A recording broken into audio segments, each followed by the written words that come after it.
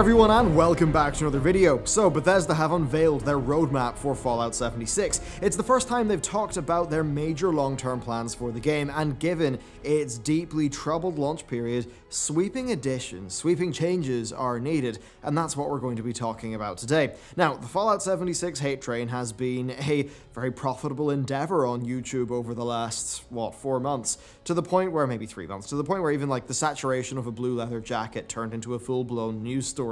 Most of this is down to Bethesda messing up, but I think that when reporting the news, it's important to be neutral by default and to analyze things from first principles. Doing so in the past will have led to a torrent of rightly negative videos based on the company's actions. However, the potential for positive news has actually happened, and that does mean that we need to cover it fairly.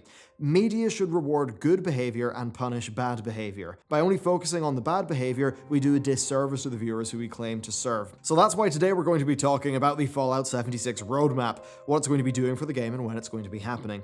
Well, it is split into 3 broad seasons. We've got Wild Appalachia, we've got Nuclear Winter, and then Wastelanders, with the autumn 2019 Wastelanders being the largest of the 3 updates. In the accompanying statement, Bethesda had this to say: "We know the game had a difficult launch and we've made mistakes along the way. We share your frustrations when we do. We'll probably make a few more, and when we do, we will work to correct them as quickly as possible. Know that we're fully dedicated to making this game the best it can be, and even more so, a platform for endless Fallout adventures for years to come. To that end, we are excited to announce some of the new free content we've been working on for Fallout 76 in 2019. Thanks again for sticking with us. It is a privilege to have such passionate and caring fans. We have big plans for 2019, and we'd love to hear your continued feedback on everything we're doing. We hope you'll keep sharing your thoughts with us on the forums, Reddit, videos, and streams. Your voices push us to do better, and your support has meant everything to us. We'll do our best to earn it." Okay, so at least that's an acknowledgement. It's not going to right the wrongs that have been committed, but we can at least hope that this sets the tone going forward. So, with that, let's talk about the Fallout 76 roadmap and what's actually happening. So, Wild Appalachia releases in spring 2019, and it's going to have a fair few new features. So, we've got the Sheer Terror series of quests, which focus on sort of cryptid monster hunting. We've got the Ever Upwards questline that follows the Pioneer Scouts, with players being able to earn new loot, including a customizable utility backpack. So, that seems like that's actually going to be delivering some new features with it. Then there's also a new legendary vendor that comes with a scrapping system, as well as more features for your camp, a camera. There's also vending machines that I think let you sell items, which seems pretty cool. Then there is also brewing and distilling. That's going to bring in some new recipes for people to craft, as well as a seasonal event called the Fashnat Parade. Being a seasonal event, of course, I've got to wonder, is that also going to be heavily tying into the shop? Of course, we saw the recently pretty horrible Unstoppables promotion, and hopefully they've learned their lesson from that one, and they're not going to tie player power to that, even through a time-limited event ever again. We then, of course, have the new survival mode, which is going to allow for, I believe, mostly unrestricted PvP combat, bringing with it higher rewards and new challenges to complete. Now, this content is, of course, not all coming out at once. Being a live service, it's going to be drip-fed to you as the weeks roll on. So, on the 12th of March, that's when you're going to be getting the brewing and the distilling feature. On the 19th, that's when the Parade event comes in. On the 26th, Survival comes in. Then the Player Vendor feature comes in on the 9th of April, and the Camera feature on the 16th of April. Then also on the 9th of April, that's when you are getting the Sheer Terror quest content. That's then followed up with the Ever Upwards quest content on the 7th of May, and then the Legendary Vendor on the 23rd of May. So while the launch content really is quite small, after 2 months, it seems like that will be a fair amount of new stuff to do, especially for players who do enjoy that survival mode. And it's quite interesting coming at this from being a World of Warcraft player. While we might in WoW fix things with a future patch, well, you're going to have to pay for that patch with a subscription, at least with 76, and indeed with Anthem as well.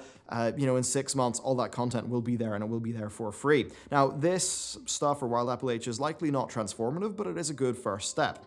After that, we've got Nuclear Winter, and that starts off this coming summer.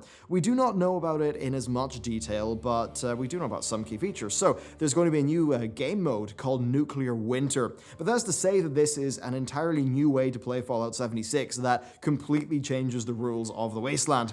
What does that actually mean? Well, it's hard to speculate. It could just be a more hardcore survival-focused mode.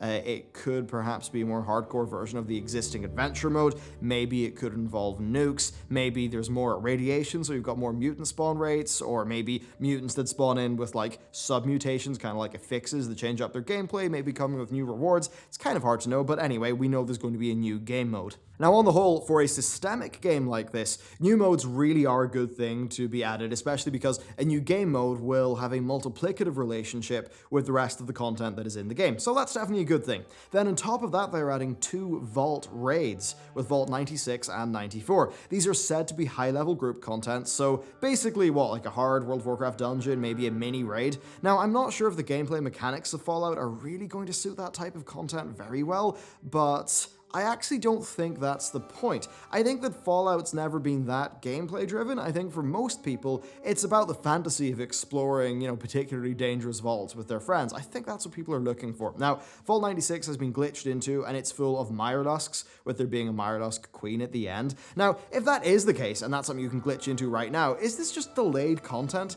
It is really kind of hard to tell.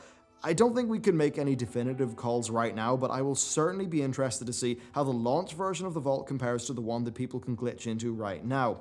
As for Vault 94, well, supposedly its inhabitants met a grisly end, with that vault being the source of the plant life in the game's Mire Zone, and there being just a few hints in general to what happened, just sort of spread throughout journals and stuff in 76. So there you go, 2 big vaults to explore. I mean, that seems like pretty good core Fallout content, so yeah, I mean, that's pretty good. And finally, we've got the Wastelanders series of updates that launches in the autumn.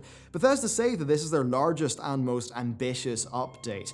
They actually say it brings a tale of choice that has consequences. That's kind of interesting. Details are sparse, but we know it's going to contain a new main questline, new factions, new events, new features, and more stuff as well. Ideally, I'd hope, have some, NPCs, maybe a true Fallout story.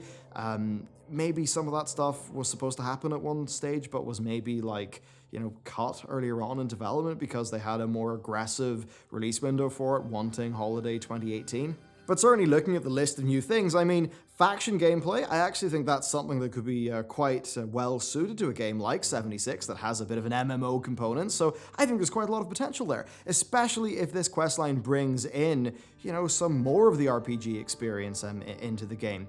We do know one thing for certain, though, there won't be Fallout content outside of 76 for quite some time, with the studio probably releasing Starfield and Elder Scrolls 6 first. And they're both large projects that we don't really have that many details for. So when Bethesda say they are committed to this game for years, well, hopefully that's true, because there's probably not going to be Fallout 5 for maybe another 7 years from now, maybe 6.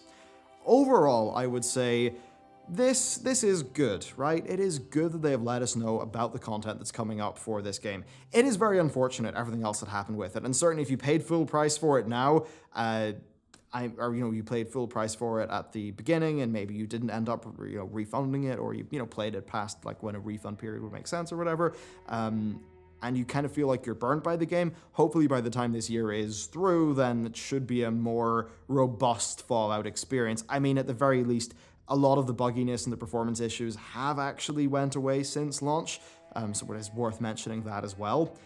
I mean, there's a lot of people who could maybe, as an example from what I covered yesterday, purchase those $5 sticks that happen to be bundled with a full copy of Fallout 76. And certainly, if you can get this game bundled for free with a bunch of $5 PS4 stick editions, then, hey, that's a hell of a good deal. Overall, though, if you're paying, maybe 60% price for the game, right? Once all this stuff comes out, it seems like that's a fairly reasonable amount of content. And if this is something that's going to happen every year for the next 3 years, then this game could end up being something that has a lot more to it. As I said in my last video, we've got to allow people to succeed after failing. Whenever people... Because here's the thing, right? If somebody does bad and everyone dogpiles on them or just gives them, correct criticism, that's good. But then if we're not willing to celebrate them whenever they pivot away from that, and they actually take that criticism to heart and do good on it, if we don't praise people for doing that, then what's the point? We're not really supporting things getting better, are we? So I'm not saying go out and buy Fallout 76, absolutely not. I mean, from looking at this stuff, I'm not going to go out and start playing Fallout 76. I'm probably going to wait a year. I'm probably going to wait until the final season of content comes and maybe try it out over, I don't know, over the holiday break, at the end of the year. But yeah, I mean, it's good to see that content coming. If this happens for a few years, maybe we will end up having a more robust Fallout experience. The more they can add new systems and stuff like that to the game, and maybe overcome the inherent Gamebryo issues that I'm sure they have trying to get this thing running as a live service, then, I mean, hey, it could be a bright future. And if we do get years of that Fallout content, I'm not saying it's going to be competing with Fallout 5 or, a main Fallout entry, but it could scratch that itch. At the end of the day, I hope it works out well, because the alternative is just hoping that people who like Fallout don't have a good Fallout game. There's nothing I want more than for there to be a Fallout game at a reasonable price with a reasonable amount of content for that price. And if this is the way that we get there, then I suppose, hopefully we get there. So let me know what you think about this, especially if you are a Fallout 76 player and a fan of the Fallout universe.